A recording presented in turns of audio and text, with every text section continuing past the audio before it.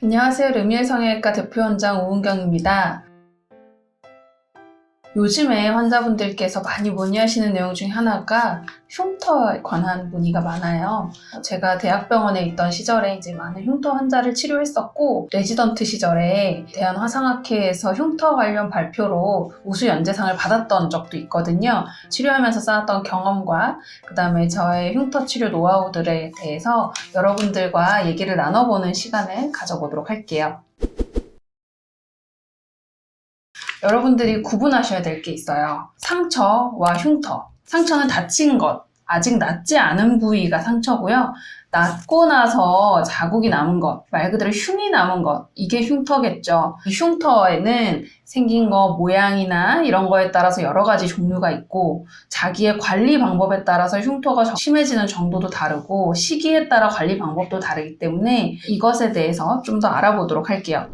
상처는 되게 여러 가지가 있죠. 넘어져서 무릎에 긁힌 상처, 칼에 베인 상처, 어디에 부딪혀서 생긴 상처, 이런 여러 가지 상처들이 있는데, 이 상처가 낫고 나서 흉터가 되거든요. 넓게 보이는 면상 흉터, 칼에 베인다든지 수술을 했다든지 해서 생기는 선상의 흉터들이 있고요. 튀어 올라오는 비후선 반응이나 켈로이드 종류들이 있고, 오히려 이렇게 함몰되어 보이는 함몰 흉터도 있어요. 그리고 모양에는 크게 문제가 없으나 색깔이 얼룩덜룩해 보이거나 검어 보이거나 이런 색소성 반응들도 있는데요. 색깔이 빠져서 희끗희끗해 보이는 탈색소성, 그리고 색깔이 침착돼서 검어 보이는 과색소성 반응들도 있어요. 가장 많이 고민하시는 튀어나온 흉터는 흔히들 켈로이드라고 많이 알고 계세요. 여러분들이 갖고 있는 튀어나온 흉터는 켈로이드가 아닐 가능성이 높습니다. 켈로이드가 아니면 무엇이냐? 비후성 반응이라고 하는 건데요. 비후성 반응과 켈로이드는 어떻게 구분을 하냐면, 상처가 생긴 자리에 다 낫고 흉터가 생겼는데 그 흉터가 다쳤던 원래 상처 크기를 넘어가서 더 자랐다. 그러면 켈로이드라고 보고, 그렇지 않고 원래 사이즈에서 좀 튀어나왔다. 이러면 비후성 반응이라고 보시면 돼요. 이게 가장 기본적인 구분 방법인데요. 치료 방법은 크게 다르진 않지만 켈로이드가 치료에 좀 더 반응을 덜 하고 늦게 하는 경우가 많아요. 그런데 이렇게 튀어나오는 흉터는 왜 생기느냐? 쉽게 얘기하면 흉터 콜라겐이 과하게 자라는 건데, 과하게 자라는 이유는 당연히 체질적인 영향도 있고요. 근데 또 한 가지 굉장히 중요한 것은 피부의 장력, 그러니까 피부가 당겨지는 힘, 이 힘이 미치는 영향이 가장 크다고 보시면 돼요. 부위에 따라서 피부를 당기는 힘이 강한 부위는 심한 켈로이드 흉터가 올라오기도 해요. 이게 가장 우리가 쉽게 접하는 부위 중에 하나가, 가슴에 수술을 했거나 여드름을 많이 짰다거나 이런 분들, 가슴 쪽에 켈로이드 흉터가 굉장히 잘 생기거든요. 가슴은 우리가 하루 종일 숨을 쉬면서 갈비뼈가 올라갔다 내려갔다, 흉곽이 넓어졌다 좁아졌다 하면서 벌어지는 힘이 계속 생기는 부위예요. 자고 있을 때도 그렇죠. 그래서 이런 부위에서는 상처가 이렇게 아물었다가 계속 벌어지려는 힘이 생기면서 이 가운데 부위를 흉터 콜라겐이 채우게 돼요. 그래서 켈로이드가 잘 생기는 부위가 바로 가슴입니다. 옛날에는 불주사라고 좀 나이 있으신 분들은 아실 건데요. 여기에다가 주사를 맞았어요. BCG 접종. 그러면 그거 막 가렵다고 뜯고 어렸을 때 하면 여기가 이렇게 볼록 튀어나온 흉터가 생기거든요. 다른 주사 맞은 데는 안 그러는데 왜 여기에만 그럴까요?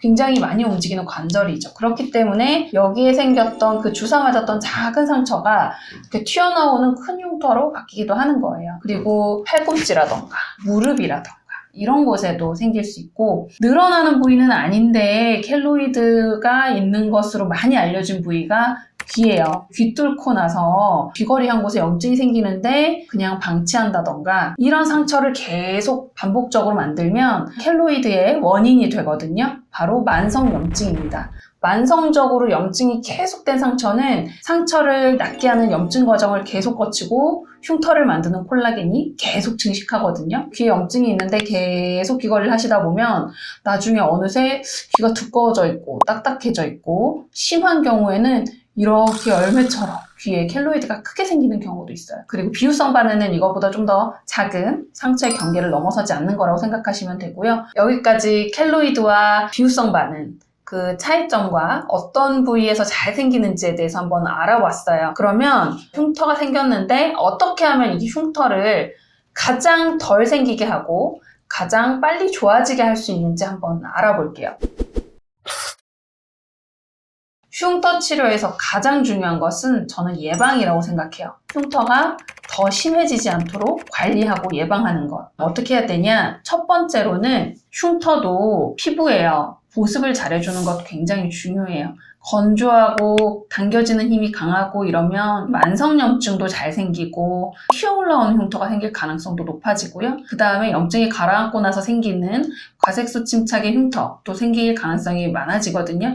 그래서 보습 잘 해주고 선크림 잘 발라주고 그냥 일반적인 피부랑 같죠? 근데 더 신경 써서 잘 해줘야 돼요. 그리고 두 번째로는 수술 상처 같은 경우에 벌어지는 힘을 줄여주기 위해서 테이핑이라고 하거든요. 피부가 당겨지는 힘을 최대한으로 줄여주기 위해서 테이프로 그 힘을 줄여주는 거고요. 실리콘 시트를 붙이라고 얘기 들으신 적 있을 거예요. 그건 피부가 늘어나는 힘도 막아주고 흉터가 튀어올라오는 힘도 물리적으로 눌러주는 좋은 흉터 예방법이 되는 거고요. 흉터 연고 바르는 거 들어보셨을 거예요. 콘트락투백스라는 제품이 있고 더마틱스라는 제품이 있는데 콘트락투백스는 기본적으로 헤파린과 양파 추출물이 들어있어요. 붉은기를 가라앉혀주는데 좀 도움이 돼요. 더마틱스와 비슷한 실리콘 성분이 들어있는 종류의 연고들은 아까 실리콘 시트로 눌러준다고 했죠. 그것과 비슷하다고 보시면 돼요. 실리콘 발라서 막을 형성하면서 눌러주는 효과가 있어서 붉은기도 가라앉혀주지만 튀어올라오는 것 이런 것들을 예방해주는 효과가 있는데 굉장히 제가 좋아하고 지금도 많은 환자분들께 추천드리고 있는 제품은 인터넷에 검색하면 나올 거예요. 리메스카 스틱. 자외선 차단 기능도 있고 붉은기도 빨리 좋아지고 튀어나오는 것도 예방해주고 거기서 색소 침착까지 예방을 해줘서 제 경험상 가장 효과가 좋았던 것 같습니다. 그래서 이번 편에는 흉터의 원인, 그리고 종류, 그리고 어떻게 치료하면 좋은지에 기본적으로 알아봤는데요. 다치지 않으면 좋겠지만 다쳤다면 어떻게든 흉터가 가장 덜 남는 게 좋겠죠. 그래서 초기에 적절하게 치료를 해주는 게 중요하고 본인이 할 수 있는 관리 이외에 병원에서는 레이저 치료를 통해서 흉터가 좀 더 빨리 좋아지게 도와줄 수 있거든요. 저희 병원으로 전화 걸어서 문의해 주시면 되고요. 유튜브 채널 구독과 좋아요, 알림도 잊지 말고 눌러주세요. 감사합니다.